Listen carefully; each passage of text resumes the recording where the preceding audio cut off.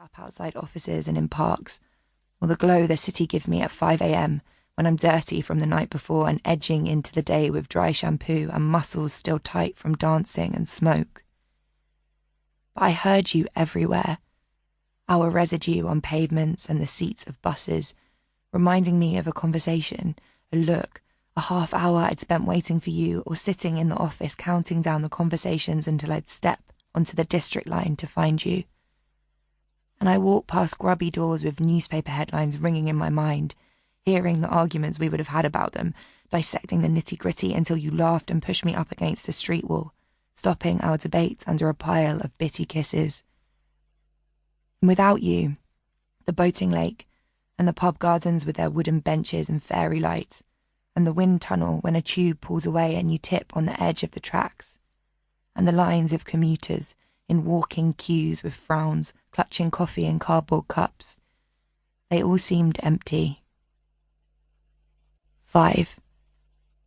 I feel like some company, and Harris isn't quite cutting it.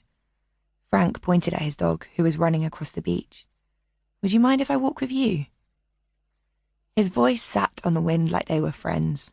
He was maybe 70, I reckoned, and there was something solid about him. That would be good, I replied. I thought I wanted to be on my own, but I don't think I do anymore. Blame the kite, he said. It's made you feel wistful. I thought about you, holding my hand and watching me up in the sky. 6. You were in the middle of the dance floor at a university club night. A song I hadn't heard before was playing, and I'd never seen anyone I wanted to talk to so much. My friend was off snogging the DJ, and I was standing by the bar feeling awkward and wishing I was back in my room with a cup of tea. But then there you were, dancing, covered in sweat, amongst a group of bodies that seemed to take up more room than the club could hold, all spiralling arms and beautiful, grinning eyes. You were laughing at something a girl had said in your ear, and then the song wound down, and you started to head for the bar, where I was standing in these stupid shoes that were too tight and made me feel overdressed and clumsy. You never got to the bar, though.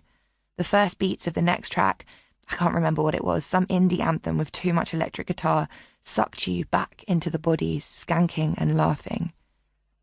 I didn't see you again that night, but I sketched your face on my eyelids as I lay in bed, falling asleep. 7. I often see people sitting in their cars just watching the water, Frank said. It makes me want to climb in there with them. I'm sure most of them are fine, but I always wonder if they're sitting there because they've got no one to be outside with. I don't think people should be alone by the sea. Well, unless they have some very good music playing. Frank laughed.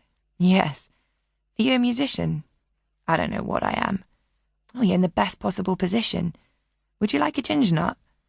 He got a packet out of his coat pocket and offered it to me. 8. I didn't think you'd notice me that night in the club, but you told me afterwards you had. I never knew whether you were just saying that because you were being nice. I wonder if I've been looking the other way, or if we hadn't got on the same number 254 bus from Holloway Road to Whitechapel a week later, we'd have found another place to collide. I was sitting upstairs and you were behind me. The bus went round a corner a bit too fast and I fell off my seat.